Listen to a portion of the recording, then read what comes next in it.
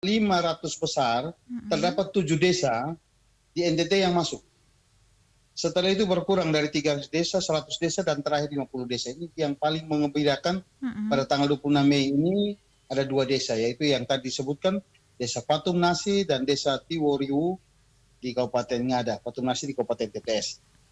Dari 6.016 peserta Anugerah Desa Wisata tahun 2024, ini ada 6.016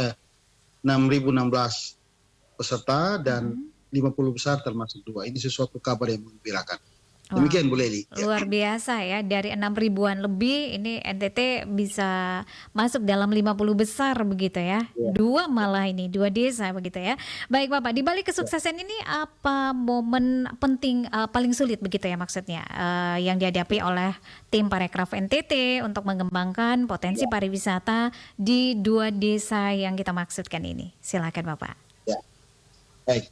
Jadi membangun desa wisata di NTT ini kesulitan terbesar adalah melakukan kolaborasi. Nah, kedua desa ini yang sudah menjadi desa wisata saat ini 2 besar dari 50 ini merupakan suatu kerja kolaborasi antara pemerintah provinsi, pemerintah kabupaten, dan pemerintah desa juga terlibat. Ini suatu tantangan, yaitu membangun kolaborasi, saya sampaikan. Membuahkan hasil sampai saat ini.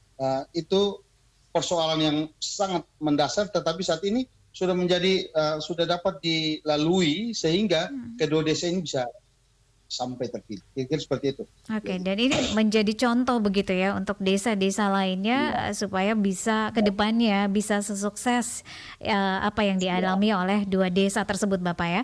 Banyak yang ingin tahu begitu Bapak. Apa sih sebenarnya aspek atau pesona yang menjadikan keunggulan dari 2 desa tersebut sehingga bisa bersaing di tingkat nasional dengan 6.000-an lebih desa begitu Bapak? Ya. Jadi yang pasti bahwa kedua desa ini sangat hebat. Dia punya potensi wisata yang sangat hebat dan segala sesuatu telah dibangun secara baik. Ini untuk sampai ke sini ada berbagai aspek-aspek penilaian oleh tim juri dari Kementerian Parekraf. Jadi yang pertama itu adalah daya tarik. Ini desa wisata ini memiliki keunikan, otentik, kreativitas, dan ini menjadi salah satu daya tarik yang menjadi penilaian. Terus yang kedua, amenitas, fasilitas homestay, toilet, fasilitas penunjang pariwisata itu sudah ada dalam kedua desa itu. Dan yang ketiga ini sangat penting, satu hal, digital, sudah mempunyai konten-konten kreatif sebagai sarana promosi desa. Selanjutnya, kelembagaan dan SDM, itu pemberdayaan SDM di masyarakat. Sudah terbentuk Pokdarwis, kelompok sadar wisata. Dan ini adalah suatu kelompok yang benar-benar menjadi tulang punggung dalam membangun pariwisata di desa. Dan yang terakhir ada resiliensi, namanya pengelolaan desa yang berkelanjutan, memperhatikan isu lingkungan dan manajemen risiko. Kira-kira seperti itu. Oke.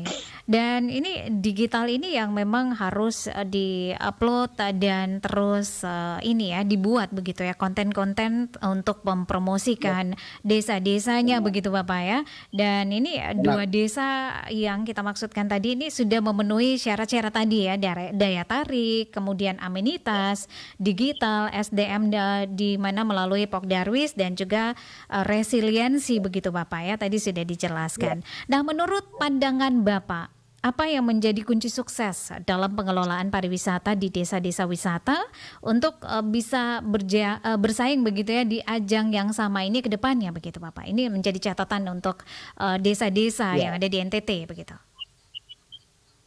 Jadi yang pertama adalah mengenai input.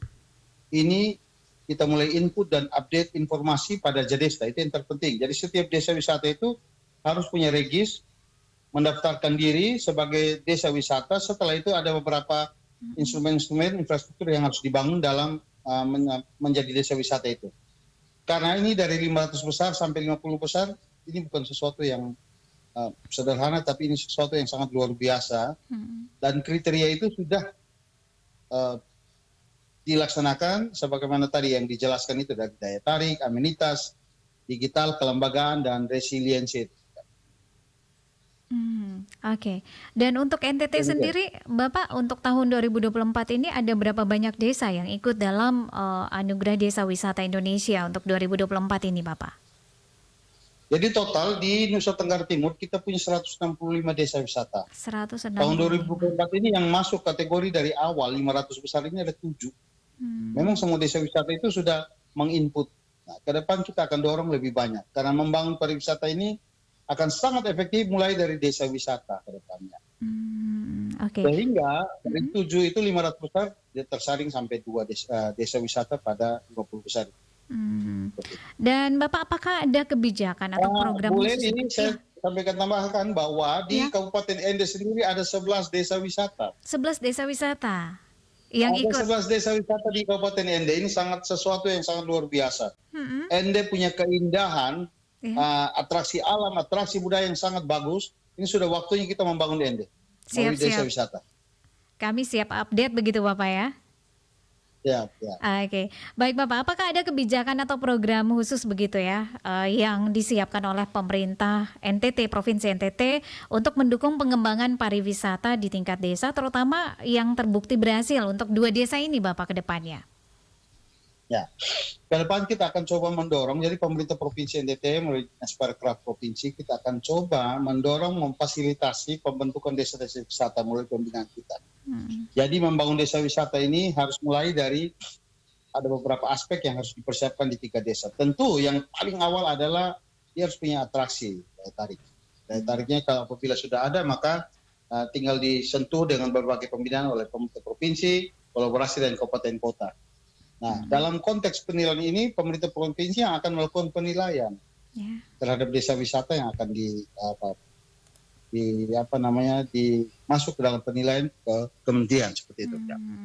Baik Bapak, dari 5 aspek tadi yang disebutkan ya, daya tarik, amenitas, digital dan sebagainya ini kira-kira yang menjadi poin tersulit untuk desa-desa wisata di Kabupaten Ende ini Bapak lihat ini pada poin yang mana ini Bapak? Sebenarnya saya cenderung lebih untuk tidak menggunakan kata sulit ya, tetapi tantangan. Tantangan, oke siap. Saya setuju. Jadi tantangan dalam membangun pariwisata di Kabupaten ini pertama sebenarnya potensinya sangat baik. Kita sudah punya atraksi yang cukup besar, semua daya tarik wisata alam maupun daya tarik wisata budaya ini juga sudah ada. Sekarang bagaimana kita bersama-sama berkolaborasi, membangun kolaborasi antara pemerintah provinsi, kabupaten dan kota dan pemerintah desa ini menjadi sesuatu tantangan dalam membangun pariwisata. Karena membangun pariwisata ini dia membutuhkan kolaborasi. Ini bukan sekedar menjadi tanggung jawab daripada stakeholder tertentu, tetapi ini sudah menjadi tanggung jawab dari seluruh elemen. Jadi pentahelix, kolaborasi pentahelix, pemerintah, swasta, akademisi, mass media, RRI, ND juga ini penting, dan yang terakhir adalah komunitas. Ini semuanya harus berperan bersama-sama. Ini tantangan terbesar dalam membangun pariwisata di ND dan seluruh NTT dimanapun berada. Pikir seperti itu, Mbak Deni. Dan kami juga selalu siap begitu Bapak ya untuk mengupdate informasi-informasi terkait dengan peningkatan desa wisata di NTT begitu Bapak ya.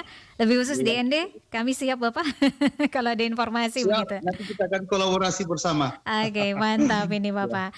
Baik, melihat keberhasilan pencapaian yang dicapai begitu oleh masyarakat Kabupaten ND dan juga beberapa kabupaten, maksudnya di sini Ngada dan juga di TTS tadi Bapak ya untuk 2 desa untuk NTT. Ini apa yang ingin Bapak sampaikan kepada masyarakat NTT? Ya. Jadi pertama, saya ingin mengajak seluruh elemen masyarakat itu bersama-sama memandang pariwisata ini sebagai salah satu instrumen yang sangat efektif untuk meningkatkan pendapatan dan perekonomian masyarakat. Ini sudah waktunya kita melihat ini, karena tentu NTT ini komoditi utama adalah pertanian, perkebunan. Tetapi dengan kondisi alam seperti ini tentu kita belum mampu menghasilkan suatu tingkat kesejahteraan tertentu, sehingga kita perlu bersama-sama memandang pariwisata sebagai salah satu alternatif penting untuk meningkatkan pendapatan masyarakat. Nah, membangun pariwisata ini perlu ada beberapa hal yang menjadi perhatian. Yang pertama,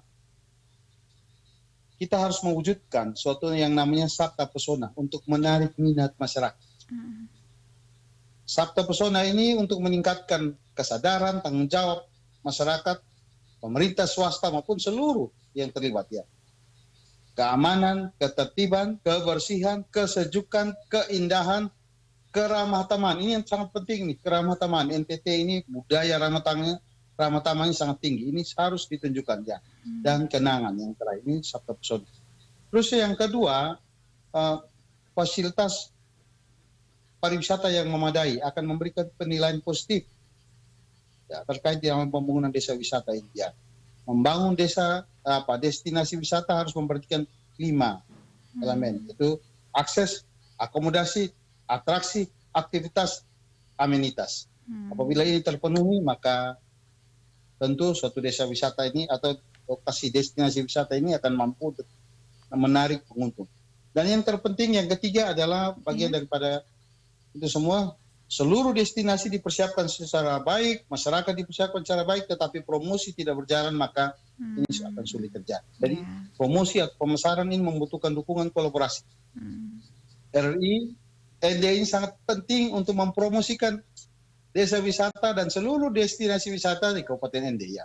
Pemerintah, swasta, akademisi, media, komunitas ya. Ini harus sama-sama berjalan ya. Promosi melalui berbagai media. Nah saat ini Bu Leli digital. Saya juga kaget ternyata RRI sudah punya sistem digital aplikasi. Iya betul Bapak. Promosi, Jangan ikut berkomentar Bapak ya. Digital yang terpenting. Iya. Digital terpenting kita dapat menjangkau. Tentu desa-desa wisata di ND, destinasi di ND tidak mungkin kita kenalkan, kita jalan ke berbagai belahan dunia untuk memperkenalkan. Tetapi dengan sistem digital, maka informasi destinasi, informasi terkait dengan pariwisata di Kabupaten ND dan seluruh NTT ini dapat terjangkau. Ya. Sehingga ini perlu suatu kerja yang baik ya, membangun pariwisata melalui promosi digital ya. Semua destinasi, semua desa wisata harus punya promosi secara digital. Ini suatu tantangan bagi masyarakat membangun desa, membangun masyarakat untuk mulai bersahabat dengan digital, khususnya dalam membangun pariwisata. Kira-kira seperti itu, Bu Leli ya. Oke, jadi Bapak untuk diketahui juga wawancara kita ini juga kami akan hadirkan, kami akan upload di YouTube-nya RRI ND. Jadi jangan lupa like, comment, subscribe juga Bapak ya. Siap, terima kasih, mantap. Oke, baik Bapak, ini target kedepannya nih bagaimana nih? Kalau tahun ini 2 desa begitu ya yang meraih anugerah Desa Wisata Indonesia 2024, tahun 2025 ini targetnya apakah akan lebih dan harus lebih begitu ya Bapak ya?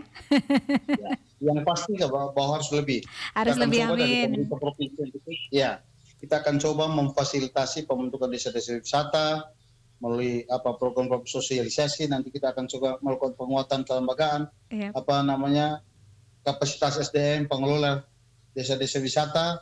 Setelah itu kita akan coba fasilitasi bersama-sama dengan pemerintah kabupaten kota, kita akan berkolaborasi untuk kelompok sadar wisata. Jadi nanti pendekatannya adalah kita akan melakukan perjanjian kerjasama dengan berbagai pihak,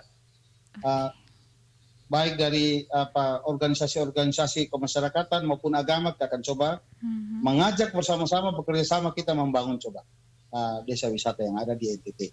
Itu seperti itu ya. Oke, baik Bapak, terima kasih untuk waktunya bersama RRI, sukses untuk giatnya hari ini, dan terima kasih sudah meluangkan waktu untuk RRI ND pagi hari ini. Selamat pagi Bapak, salam hangat ke Kupang. Ya, Bu Leli, terima kasih, salam hangat untuk seluruh masyarakat ND dan seluruh yang telah yang memantau, mendengarkan siaran daripada RRI ND. Kiranya kita semua sukses, NTT maju, NTT sejahtera. Tuhan memberkati Nusa Tenggara Timur. Amin, Tuhan berkati. Selamat pagi Bapak.